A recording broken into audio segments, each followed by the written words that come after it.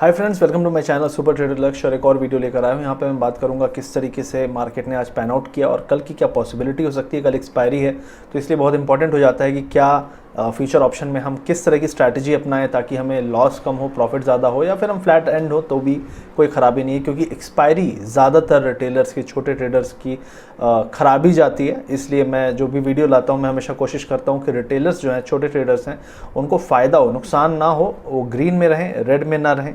और उसी के लिए मैं आपको स्ट्रैटेजी बताऊंगा क्या कर सकते हो। सबसे पहले अगर आप देखोगे आज जो मार्केट था तो आपने देखा मेजॉरिटी ऑफ स्टॉक्स में हमने देखा प्रॉफिट बुकिंग, वो रेड में बंद हुए, ग्रीन में थे। और ये दिखाता है कि जो ट्रेंड है वो खुलते हम हाई पे हैं और उसके बाद लोग एंड ऑफ डे तक में प्रॉफिट बुकिंग करते हैं। तो ये करंटली ट्रेंड है और ये ट्रेंड जो है एक समय तक रहता है, क्योंकि जब हम इंपॉर्टेंट सपोर्ट लेवल तोड़ते हैं तो उसके बाद आप देखेंगे कि मार्केट में लोग खुलते ही बेचना चालू कर देते हैं। और आज हमने एक बहुत इंपॉर्टेंट सपोर्ट लेवल तोड़ा है निफ्टी बैंक निफ्टी दोनों में, तो उसके बारे में बात करूंगा।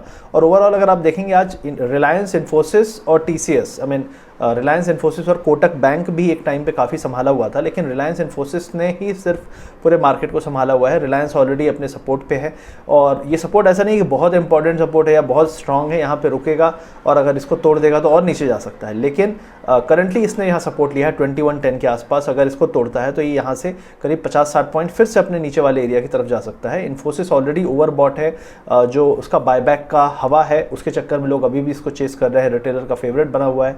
दूसरा इंपॉर्टेंट पॉइंट है कि जो FIIs हैं वो बहुत ट्रिक के साथ एक दिन छोटी बाइंग करते हैं, अगले दिन एक बहुत बड़ी सेलिंग कर देते हैं। तो उसके चक्कर में आप बताइए कि नेट नेट इनका बाइंग फिगर है या सेलिंग फिगर है, क्योंकि हो सकता है किसी एक स्टॉक में उन्होंने बहुत ज़्यादा खरीदा हो और हो सकता है बहुत सारे स्टॉक्स में उन्होंने प्रॉफिट बुकिंग की हो, क्योंकि सेक्टर रोटेशन भी हो सकता है पॉसिबली कर रहे हो। और ये एक आपने देखा होगा कि प्रॉपर्टी मार्केट की चल रही है फिलहाल के समय, फार्मा में कम सेलिंग है, बाइंग भी हो रही है। और आप देखेंगे बहुत सारे स्टॉक्स में सेलिंग हो रही है, जैसे बैंक में तो काफ़ी सेलिंग हो रही है। उसके अलावा भी छोटे मोटे स्टॉक्स हैं, अदानी स्टॉक्स हैं, और आपका टाटा स्टील में भी, मतलब पेंट स्टॉक्स में, आपका मेटल स्टॉक्स में बाउंस में सेलिंग हो रही है।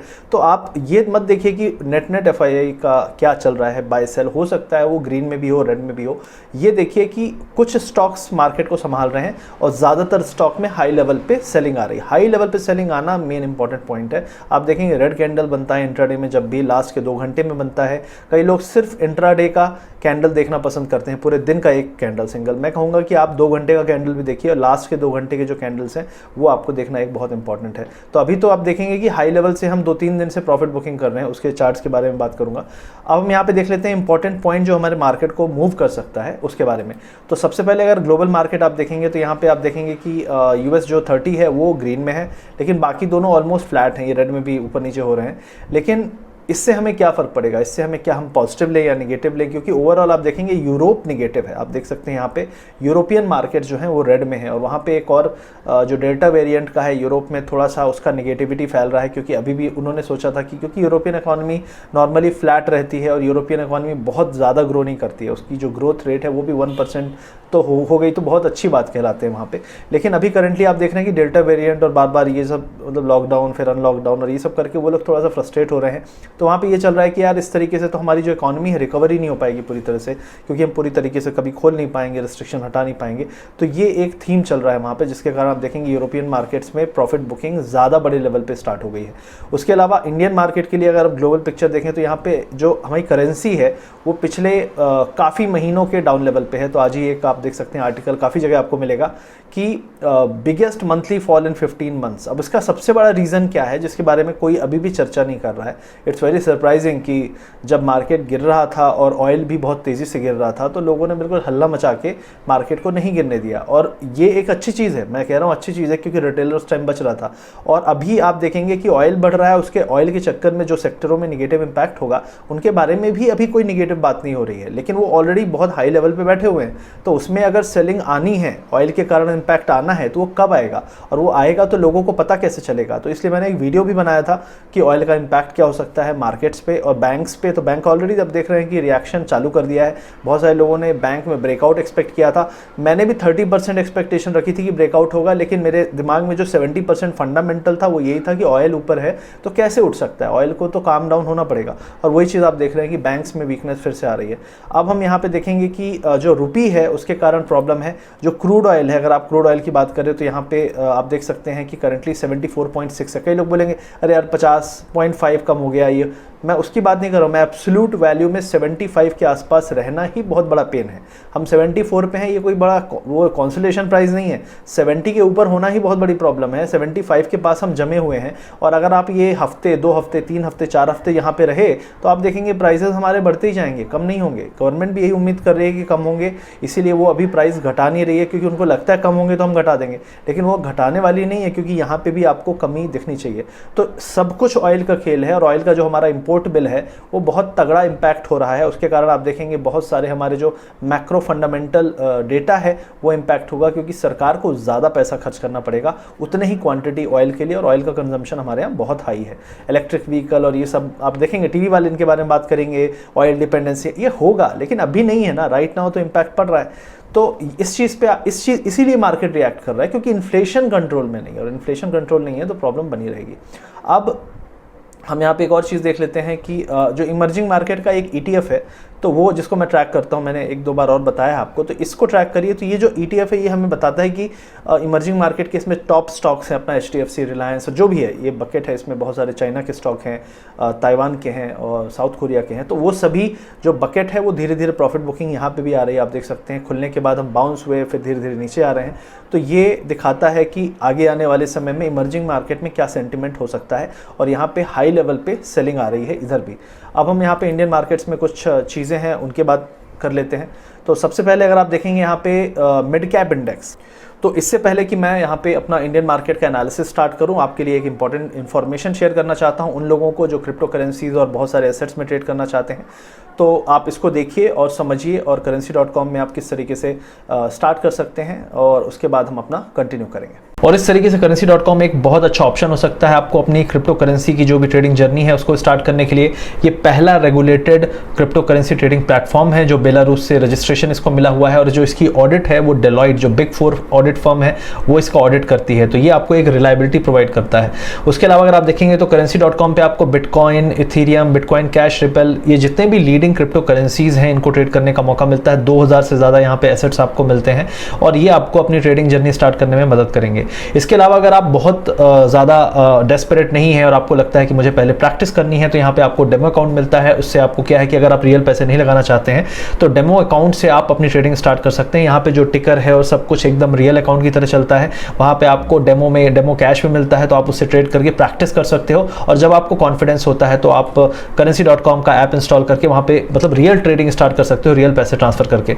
इसके अलावा अगर currency.com जो है समय समय पे एक कॉम्पिटिशन ऑर्गेनाइज करती रहती है, तो उस कॉम्पिटिशन में क्या होता है कि अलग अलग प्राइजेस और रिवॉर्ड्स मिलते हैं। जैसे अभी currency.com में आपको एक फ्री टोकनाइज्ड स्टॉक मिल सकता है। कैसे मिलेगा? मान लो आप currency.com की वेबसाइट पे जाइए और वहाँ पे अपना एक रेफरल लिंक बना लीजिए, रेफरल लिंक अपने फ्रेंड को दीजिए, तो अगर वो वहाँ पे रियल ट्रेडिंग स्टार्ट करता है तो उसको और आपको दोनों को एक टोकनाइज्ड स्टॉक मिलेगा जिसकी वर्थ अप टू $100 हो सकती है।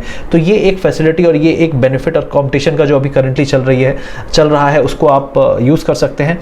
और अगर आपको स्टार्ट करना है तो currency.com पे जाइए, अपना रेफरल लिंक बनाइए और अपने फ्रेंड्स को शेयर करना स्टार्ट कर दीजिए। तो इस वीडियो के डिस्क्रिप्शन में दिए गए लिंक पे आप जाइए, उसको क्लिक करिए और वहाँ से अपना रेफरल लिंक बना सकते हैं और अपनी जर्नी स्टार्ट कर सकते हैं, और रेफर करके अपने फ्रेंड को भी डेमो अकाउंट में ट्रेड करिए, प्रैक्टिस करिए, उसके बाद आप रियल अकाउंट में ट्रेड कर सकते हैं। तो गाइज यहाँ पे अब हम बात कर लेते हैं मिड कैप इंडेक्स के बारे में। तो सबसे पहले यहाँ पे अगर आप देखेंगे तो 26,970 है। अब यहाँ इंपॉर्टेंट पॉइंट ये है, सिंपल, मैं आपको यहाँ पे क्लियर डाइवर्जेंस, आपको जो जिस चीज़ की बात मैं कर रहा हूँ ये देखिए आप। तो RSI में जो ये डाइवर्जेंस है इसको बहुत बड़ा नेगेटिव डाइवर्जेंस कहते हैं। आप देख सकते हैं प्राइजेस यहाँ पे थे, ठीक है। उसके बाद आप देखेंगे इस एरिया पे हमने हाई ये बनाया था लो, उसके बाद हमने नया हाई तो बहुत तगड़ा बना दिया, लेकिन हम वापस उस एरिया पे नहीं आए, और प्राइस का जो पॉइंट है आप देखेंगे वहीं पे है, लेकिन RSI वापस नीचे आ चुका है रिसेंटली में। तो ये दिखाता है आपको कि क्लियरली जो स्ट्रेंथ है, रिलेटिव स्ट्रेंथ है, पुराने जो रैली थी मिड कैप स्टॉक्स में उससे कम है। तो मिड कैप स्टॉक्स में वीकनेस है, बस ये कि रीज़न एक ट्रिगर का वेट कर रहा है, और उस ट्रिगर से मुझे ऐसा लगता है कि इस एरिया तक 25,700 मतलब 1200 पॉइंट 4 से 5% का एक झटका ये मारेगा, और किसी भी दिन मार सकता है। और ये एक चीज़ हमारे मार्केट में आपने प्रॉपर्टी देखी होगी, जिस दिन कोई उम्मीद नहीं करेगा उस दिन सडनली ये कोलैप्स हो जाएगा, उस दिन सडनली कोलैप्स होता है। और ये एक चीज़ है कि इसमें लगता है कि यार आज तो कुछ होना नहीं था और फंस गए लोग। तो मुझे ऐसा लगता है कल एक्सपायरी का दिन है, तो कल थोड़ा सा आप सतर्क रहिए, कल वो दिन हो सकता है, क्योंकि जो वीकनेस आज हमने देखी क्लोजिंग में वो यूएस लेड है, क्योंकि यूएस को तो हम इग्नोर करते आ रहे थे, आज भी इग्नोर कर सकते थे, लेकिन हमने नहीं किया और फिर हमने लेटर पॉइंट ऑफ टाइम पे जो गिव अप किया है, बैंक्स में गिव अप किया है, जो हमारा पॉजिटिव एस्पेक्ट था, और सिर्फ 2-3 स्टॉक्स ने संभाला, अदरवाइज आप निफ्टी को 50, 60, 70 पॉइंट डाउन भी देख सकते थे। तो ये एक चीज़ है थोड़ा कि आपको संभल के रहना है। मिड कैप स्टॉक्स में जिसमें आप अच्छा प्रॉफिट बना रहे हैं तो बुक कर सकते हैं।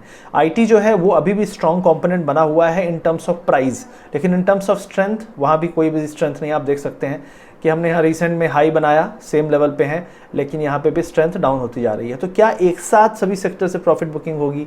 मिड कैप गिरेंगे, आईटी गिरेगा, बैंक्स ऑलरेडी कमज़ोर दिख रहे हैं, तो ये थोड़ा सा ट्रिकी केस है। बट जो इन्वेस्टर हैं उनको इतनी दिक्कत नहीं होनी चाहिए डिसीजन मेकिंग में। अगर उनको यहाँ से 1% या 2% अपसाइड 16,000 चला भी जाएगा तो आपको 2% अपसाइड में कितना बड़ा अपसाइड आपके स्टॉक में मिल जाएगा वो देखिए। और अगर यहाँ से 5% इंडेक्स गिरता है और आपका जो स्टॉक है, क्योंकि 5% इंडेक्स गिरने में मैंने देखा है कि स्टॉक्स जो हैं वो 10% गिरते हैं, तो 10% नीचे गिरने पर आपको कितना इम्पैक्ट होगा। तो इम्पैक्ट एनालिसिस करिए कि मार्केट के मूव में, आपके स्टॉक के मूवमेंट में कितना आपके पोर्टफोलियो में इम्पैक्ट होगा, और उसके बेस में आप बने रहिए या फिर आप निकल जाइए और फिर नीचे पॉइंट में आप ऐड करिए या नया बाइंग करिए। तो ये आपको डिसीजन लेना पड़ेगा, ये कोई और आपके लिए नहीं लेगा।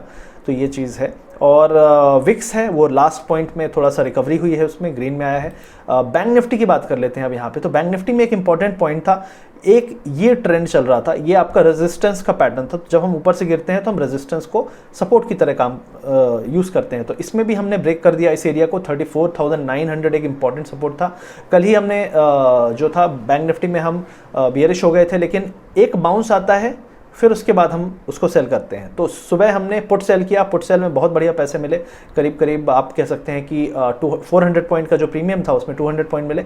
और उसके बाद जो था ये व्यू था कि वॉच करते हैं, देखते हैं सपोर्ट अपना होल्ड करता है। सपोर्ट ब्रेक हो गया तो मुझे लगता है अभी यहाँ से और फॉल आ सकता है। आप देख सकते हैं एक और ये अपसाइड ट्रेंड था, इसको हमने नीचे से टेस्ट किया। मतलब कितना परफेक्ट ट्रेंड लाइन एनालिसिस का सिनेरियो था। आप पहले ब्रेक करते हो, उसको नीचे से टेस्ट करते हो और फिर दोबारा गिरते हो, और आपने एक और यहाँ वाला जो लेवल है उसको भी तोड़ दिया, बड़े कैंडल के साथ, पावर के साथ तोड़ा है। तो मुझे ऐसा लगता है अगर छोटा मोटा बाउंस आता है और हम 34,850 मतलब 100 पॉइंट का भी बाउंस यहाँ पे आता है तो मुझे लगता है उसको सेलिंग मिलेगी। और हम जो जा रहे हैं वो 34,500 के आसपास जा रहे हैं, या फिर हो सकता है हम इस एरिया पे भी चले जाएं। तो ये अभी थोड़ा सा कॉम्प्लिकेटेड हो चुका है, क्योंकि हमने ट्रेंड लाइंस जो सपोर्ट्स हैं वो तोड़ दिए हैं। अब निफ्टी में भी ऐसा ही कुछ हुआ है, जिसके बारे में यहाँ पे बताऊंगा। तो निफ्टी में हमने क्या किया है, इस एरिया को, ये ट्रेंड लाइन एक चल रही थी जो मैंने कल भी बताई थी आपको, तो इस एरिया की जो ट्रेंड लाइन है इसको हमने यहाँ पे तोड़ा है। अभी हम नीचे से उसको थोड़ी सी बाउंस करके टच करने की कोशिश कर रहे हैं। अगर ये हम यहाँ से निगेटिव आता है, बियरिश मूव आता है निफ्टी में, तो आपका जो सपोर्ट है वो इस एरिया पे आ रहा है, करीब करीब 630 के आसपास। तो 580, 630 ये एक सपोर्ट एरिया हो सकता है कल के लिए। ऑलरेडी आप देख रहे हैं प्राइस में आपका वीकनेस है, आरएसआई भी इंडिकेट कर रहा है। ऐसा नहीं है कि आरएसआई आपको पॉजिटिव डाइवर्जेंस दे रहा है, बोलेगा कि यार प्राइस गिर रहा है लेकिन स्ट्रेंथ कमज़ोर हो रही है। तो आप थोड़ा सतर्क रहिए। 630 का लेवल, 600 का लेवल है, उससे पहले बाइंग मत करिए। गैप अप मिले तो मुझे लगता है कि वो स्लाइड हो जाएगा और जो रुपी की प्रॉब्लम है वो बने रहने वाली है। और इसके अलावा कुछ स्टॉक्स हैं जिनके बारे में बात करूंगा। तो रिलायंस के बारे में मैं आपको ये बोल रहा था कि रिलायंस सपोर्ट तो ले रहा है, जो हमारी ट्रेंड लाइन थी बिल्कुल वहीं पे, लेकिन मुझे नहीं लगता कि ये यहाँ पे होल्ड करेगा। एक और झटका थोड़ा सा यहाँ तक का 2050 के आसपास तक मार सकता है, इस एरिया तक। तो वो जो मारे झटका वो ज़्यादा अच्छा बाइंग एरिया होगा, क्योंकि हो सकता है कि ये जो ट्रेंड लाइन मैंने बनाई है वो एक ये वाली है। मुझे लगता है इस एरिया के हिसाब से एक सपोर्ट नीचे की तरफ लेगा, क्योंकि अगर ये एरिया ब्रेक किया 2085 का तो मुझे लगता है 2050 तक भी गिरेगा। उसके अलावा आप मेटल स्टॉक्स में देख सकते हैं ऑलरेडी गिरा है। HDFC ने एक जो पॉजिटिव सिनेरियो बनाया था अपने लिए उसको फिर से ब्रेक कर दिया। आई डोंट नो इस स्टॉक में क्या प्रॉब्लम है। जैसे ITC डिसअपॉइंट कर रहा है वैसे ही HDFC भी बहुत सारे लोग को डिसअपॉइंट कर रहा है। अगर आप टीवी खोलेंगे तो सबसे पहले टीवी चैनल 2 से 3 ब्लू चिप स्टॉक पकड़ते हैं, उनको खूब पुश करते हैं कि यार आज तो इंडेक्स इनसे संभलवाना है। स्टॉक नहीं बोल रहा संभालना है, लेकिन इनको संभलवाना है। और सुबह पुश करते हैं, शाम को बड़ा आदमी प्लस जो भी HNI है जो उनकी नहीं सुनता वो बेच के निकल जाता है। तो आप मत फंसिए इस चक्कर में। HDFC क्लियरली एक स्टॉक है जो डिसअपॉइंट कर रहा है, और एक और ये जो सपोर्ट बनता हुआ था ये फिर से टूट गया है। और अगर आप देखें तो यहाँ से अगर गिरा तो आपको जो सपोर्ट है बड़ा नीचे मिलने वाला है। तो ये थोड़ा सा कॉम्प्लिकेटेड केस हो रहा है HDFC के लिए। तो HDFC मुझे लगता है कि यहाँ से अगर नहीं होल्ड करता है आपका 247 जीरो का लेवल करंट लेवल से अगर गिरना चालू हो गया तो यहाँ से आपको अच्छा खासा एक 70 पॉइंट का फॉल दिख सकता है, और कल आपका एक्सपायरी भी है तो चीज़ें एक्सेंचुएट हो सकती हैं। उसके अलावा अगर आप देखें यहाँ पे तो मेटल में अगेन प्रॉफिट बुकिंग चल रही है, आईटीसी सेम चीज़ है, कुछ कर नहीं रहा है, सो रहा है। तो यहाँ पे आप थोड़ा सा, अगर आप इन्वेस्टर हैं तो आप ट्रेडर हैं तो इस पर मत आइए। आप छोटा मोटा भी बाउंस दिया था, जो ट्रेडर है आई होप वो निकल गए होंगे, क्योंकि आईटीसी अभी और पेशेंस टेस्ट करेगा। इसके बारे में और मैं एनालिसिस करूँगा। सैटरडे को मैं एक स्ट्रैटेजी वीडियो लेकर आने वाला हूँ, तो उसमें मैंने वॉल्यूम बेस्ड एनालिसिस किए हैं, तो उसको भी वॉच करिएगा। उससे भी आपको आईटीसी वाले लोगों को काफ़ी मदद मिलेगी और मतलब सहानुभूति मिलेगी, मैं कह सकता हूँ। उसके अलावा अगर आप देखें तो एचडीएफसी जो है, ये देखो ये सभी स्टॉक्स जो, तो एचडीएफसी बैंक, आईसीआईसीआई बैंक बहुत ही ज़्यादा कमज़ोर पैटर्न है इसका अभी करंटली आप देख सकते हैं। ये एक अपसाइड पैटर्न को इसने फेल किया है और मुझे ऐसा लगता है अब यहाँ से दिक्कत इसमें बढ़ने वाली है। अगर आप इसका ट्रेंड भी यहाँ पे ड्रॉ करके देखते हैं तो आप देखेंगे कि मोस्ट प्रोबेबली अभी यहाँ से अगर हम थोड़ा टाइट बनाएं ट्रेंड लाइन तो हम बिल्कुल सपोर्ट पे आ चुके हैं, लेकिन अगर हम इसको टच करते हुए बनाएं थोड़ा सा और, तो यहाँ से और फॉल आ सकता है। मतलब मेरा सिंपल कहना है कि हम जिस तरीके से गिर रहे हैं, नया हाई हमने बनाया लेकिन हमने नया लो बनाने की तरफ भी हम बढ़ रहे हैं, और ये एक नेगेटिव सिनेरियो है। तो मेरा सिंपल कहना ये है कि अगर यहाँ से आईसीआईसीआई बैंक को नलीफाई करना है, ये जो सेलिंग है इसको, तो बहुत स्ट्रॉन्ग बाइंग दिखानी पड़ेगी कल, और अगर वो स्ट्रॉन्ग बाइंग नहीं आ रही है तो ये फिर से 600 की तरफ बढ़ने लगेगा। और इसके अलावा अगर आप देखेंगे तो फार्मा स्टॉक्स में बाइंग है, आईटी स्टॉक्स में मैंने आपको कह दिया है, इन्फोसिस में सिर्फ आपको फॉर टाइम बिंग जो बायबैक है उसके चक्कर में इसको पुश किया जा रहा है। आप देख सकते हैं ये आरएसआई में यहाँ पे डाइवर्जेंस है, आपने नया प्राइस बनाया है, ये क्लियरली दिखा रहा है कि ये सिर्फ चेजिंग हो रही है उन लोगों के द्वारा जो मार्केट मेकर्स नहीं है। हो सकता है रिटेलर्स के पीछे पड़ा हुआ, हो सकता है एचएनआई डेस्क या फिर कोई फैमिली डेस्क इसके पीछे पड़ी हुई हो सकता है कई लोग मिलके, देखिए मिलके काम कर रहे हैं, लेकिन ये जो दिखा रहा है क्लियरली दिखा रहा है आपको कि यहाँ पे कमजोरी है, स्ट्रेंथ नहीं है जो अभी रिसेंट का बाउंस आया है। तो इससे आप बचिए, वो लोग बचेंगे नहीं बचेंगे वो तो उनकी किस्मत है, लेकिन आप बचिए क्योंकि आप रिटेलर हैं, आप हमेशा बैठे रह जाएंगे और वो लोग निकल जाएंगे पहले आपसे, ये चीज़ है। उसके अलावा अगर आप देखेंगे यहाँ पे तो बजाज फिनसर में जो सेलिंग आई है ये बड़ी सरप्राइजिंग है, और इस सेलिंग में सरप्राइजिंग इसलिए मुझे लगा क्योंकि ये एक अच्छा खासा ट्रेंड चल रहा था बुलिश, और उसके बाद इन्होंने बहुत तगड़ा एक कैंडल बनाया है जो सेलिंग हुई है। अगर आप डेली टाइम फ्रेम में जाएंगे तो आपको ज़्यादा क्लैरिटी मिलेगी। ये जो पॉइंट है इसमें जो सेलिंग यहाँ पे आपको दिख रही है ये हो सकता है एक्सेंचुएट हो जाए। उसका रीज़न सिंपल है कि स्ट्रेंथ, रिसेंट में जो स्ट्रेंथ है वो ऑलमोस्ट फ्लैट है, प्राइस नया हाई बना रहा है, तो यहाँ पे भी डाइवर्जेंसेज ऑलरेडी रेडी हैं, और अगर ये एरिया ये गिव अप करता है तो यहाँ से छोटा मोटा नहीं, एटलीस्ट आपका पहला टारगेट है 11,400, मतलब 600 पॉइंट का भी फॉल आ सकता है। तो 600 पॉइंट का फॉल मतलब आपका करीब 4% का अप्रॉक्सीमेटली फॉल यहाँ पे आपको मिल सकता है, इसलिए थोड़ी सी यहाँ पे संभल के रहिए। और एसबीआई कार्ड में हमने ऑलरेडी लास्ट वीक हमने बात की थी कि 995 ब्रेक करेगा तो 950 तक के लेवल आएंगे। हमने मतलब पहली बार जब ये वहाँ से गिरा है, अब 950 के आसपास ये सपोर्ट लिया है, लेकिन क्या वो सिग्निफिकेंट है? सिग्निफिकेंट तभी तक है जब तक वो होल्ड करे।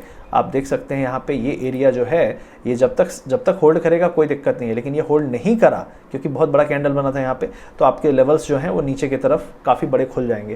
तो थोड़ा सा इसमें संभल के रहिए। अगला अगर यहाँ से फॉल आता है तो अगला जो लेवल है वो 880 तक फॉल आ सकता है, मतलब 70 to 80 पॉइंट्स। तो एसबीआई कार्ड से मैं कहूँगा अभी थोड़ी दूर रहिए कुछ दिन, और देखिए ये स्टेबल किस तरीके से होता है। अगर आपको बाइंग करनी है एसबीआई कार्ड में तो सबसे अच्छा जो लेवल है वो आपका मेरे हिसाब से 870 से स्टार्ट होता है, 870 से लेके 800 तक। तो 870 में वो लोग घुसे जो पोर्टफोलियो वाले हैं, और यहाँ पे अगर आपको बाउंस मिलता है तो मेरे हिसाब से आपको 1020 के आसपास निकल जाना है। फिलहाल के लिए ये स्टॉक बहुत ज़्यादा फ्लक्चुएशन नहीं करता है, लेकिन फिर भी जो नेगेटिविटी है, जो सेंटीमेंट है वो सुधरने में टाइम लग सकता है, इसलिए मैं आपको यही कहूँगा 1020 के आसपास निकलें, और अगर आपको एंट्री करनी है तो 870 से स्टार्ट करें बाइंग करना। तो ये सभी स्टॉक्स थे। ओवरऑल बजाज फाइनेंस बहुत कोशिशों के बाद सर्वाइव नहीं कर रहा है। आप देख सकते हैं यहाँ पे भी जो ये प्रीवियस रेजिस्टेंस लेवल था एक बार यहाँ तक आ सकता है, 5600 5700 तक के यहाँ पे लेवल्स आपको दिख सकते हैं आगे आने वाले दिनों में। ऑलरेडी आप यहाँ पे भी स्ट्रेंथ देख सकते हैं, कंटिन्यूसली प्राइस हाई बना रहा है, लेकिन आपकी यहाँ पे स्ट्रेंथ नहीं है। एक आध दो बड़े बड़े कैंडल बनाता है, उससे लोग सोचते हैं कि फिर से 7000 आएगा, लेकिन मुझे ऐसा लगता है कि ये तैयारी 7000 की नहीं कर रहा है। आप यहाँ पे भी देख सकते हैं कि जो स्ट्रेंथ पहले हुआ करती थी वो स्ट्रेंथ अभी नहीं है, धीरे धीरे स्ट्रेंथ कमज़ोर हो रही है, और ये दिखाता है कि ये प्राइस वाइज ये पूरा मार्केट ही जो सेकेंड रैली आई है 16000 तक की, इसमें स्ट्रेंथ कम थी, इसमें प्राइस वाइज मैनिपुलेट करके किसी दो स्टॉक को उठा दिया, किसी दो स्टॉक को उठा दिया, और कुछ स्टॉक्स में बहुत ज़्यादा वॉल्यूम है, कुछ स्टॉक्स में बिल्कुल वॉल्यूम नहीं है। तो इस तरीके का मूवमेंट हुआ है, और फ्यूचर्स में काफ़ी एग्रेसिव बाइंग करा के और वीकली एक्सपायरीज में मार्केट को मूव करके इसको उठाया गया है। तो इसलिए मेरे को वो जो हेल्दीनेस है इस रैली में नहीं दिख रही है। कुछ मैंने आपको क्लियरली दिखा दिया है, मतलब ये कोई बोल दे कि हाँ भाई ऐसा नहीं होता यार, ऐसा ही का मतलब, तो मैं मान लूँगा, लेकिन ऐसा नहीं है, मतलब क्लियरली दिख रहा है। और कई लोग इस एनालिसिस को मानना नहीं चाहेंगे सिर्फ इसलिए क्योंकि उनके पास वो स्टॉक है, जबकि टेक्निकली जो भी बंदा इसको वॉच करता है वो बोलेगा हाँ यार ये तो बिल्कुल सही बात है। सेम चीज़ मिड कैप में है, सेम चीज़ बजाज फिनसर्व में है, तो बहुत सारे स्टॉक्स में सेम चीज़ें दिख रही हैं और इसको इग्नोर करना मुश्किल होगा उन लोगों के लिए। और सबसे बड़ी प्रॉब्लम यह है कि जब भी डाइवर्जेंस होते हैं और वो जब एक बार उसको ट्रिगर मिलता है स्टॉक को, तो फॉल बहुत एग्रेसिव और बहुत तेज़ आता है और उसके लिए रिटेलर कभी तैयार नहीं होता, ये हमेशा हमने देखा है। तो ये सभी एनालिसिस था मेरा, ये सभी स्टॉक्स थे, इंडेक्स में लेवल्स थे। आई होप आपको वीडियो पसंद आया होगा। अगर पसंद आया तो लाइक शेयर सब्सक्राइब ज़रूर करिए और मिलते हैं अगले वीडियो में। Thank you very much.